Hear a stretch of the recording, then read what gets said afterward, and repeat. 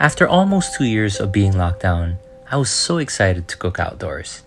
I missed the flow of cooking with new friends, ingredients, and twist on recipes. Then I asked myself, how has it been like for my fellow cocineros out there who've also been locked down?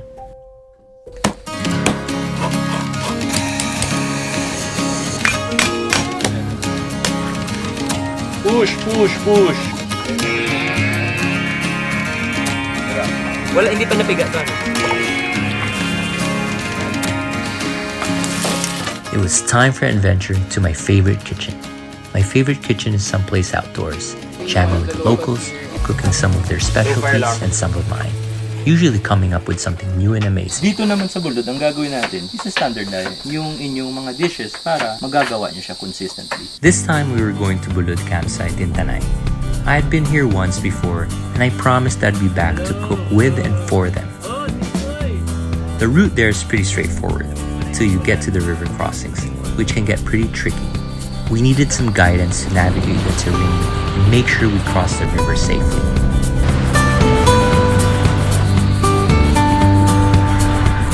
I was surprised at the welcome. They had built a kitchen where there wasn't any in the span of a week just for the cookout. Yun yung ating native chicken.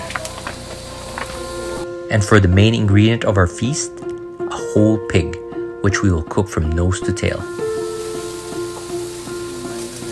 Tulu, gusto sana namin gawin yung pata, slice na, i-separate mo siya kasi gagawin namin siyang munggo. Tapos yung ulo, mamaya pipintuin natin yan. Dito, kalahati, i-adobo natin, kalahati, iihawin natin.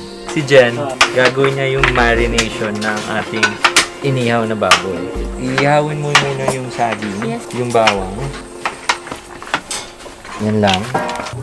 At para mas mabango. Tapos, balatan mo, ihalo natin sa kanyang marinade. After huddling with the crew, we decided on cooking 5 dishes. Smoked pata, crispy head confit, pata munggo, grilled ribs, and adobo. Nose to tail cooking isn't seen much in the city nowadays, since we can't pick the exact choice parts we want. Chicken thigh, pork belly, ribeye steaks. Out here, when you slaughter an animal, you don't have the same luxury. You gotta use it all. You're forced to think of some way to cook all the parts to make the best dish out of it. So, kala nyo, sayang sa mantika. Pero hindi, marami mapuntahan yung mantika. Kung meron silang sinasabi, oil of your choice. Yung oil of your choice ng bulod ay yung pork oil.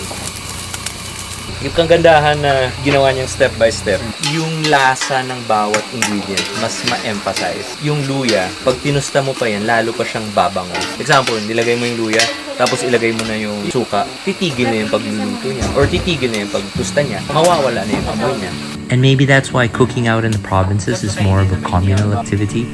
And just like any restaurant kitchen, you start with the small tasks and learn as more responsibility is given to you. Food is always an adventure. Every dish can hold a surprise when you eat it, and even more so when you cook it. So wala siyang sizzle kasi yun nga, gusto natin lutuin yung ulo na to, dahan-dahan. That chance for surprise, whether things going so well or so badly, is multiplied many times when you're cooking in an unfamiliar kitchen.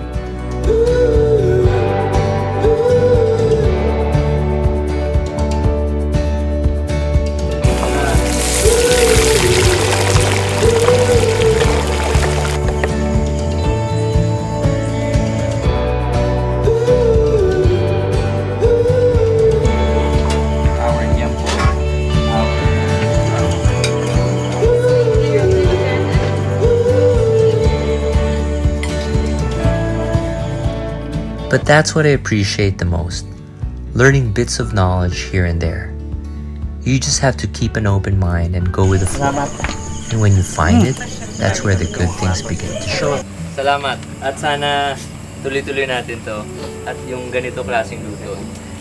Totoo lang. Tapos kahit mahirap, tuloy pa rin natin kasi yung resulta iba eh.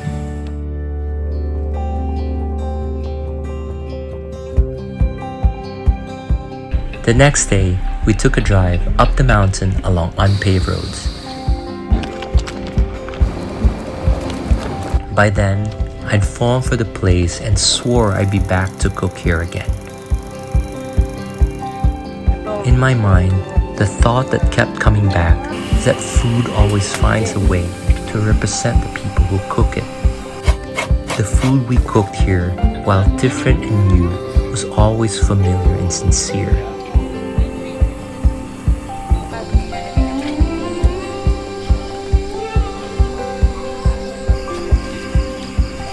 It wasn't fancy, nor did it have exotic ingredients. What it did have was a lot of attention and time put into it. And there, I found the answer to my question. COVID could not put a good cusinero down. I guess, itong kitchen na to, binuo lang nila in the past 48 hours. Grabe. Parang kumbaga, it's a strong start na.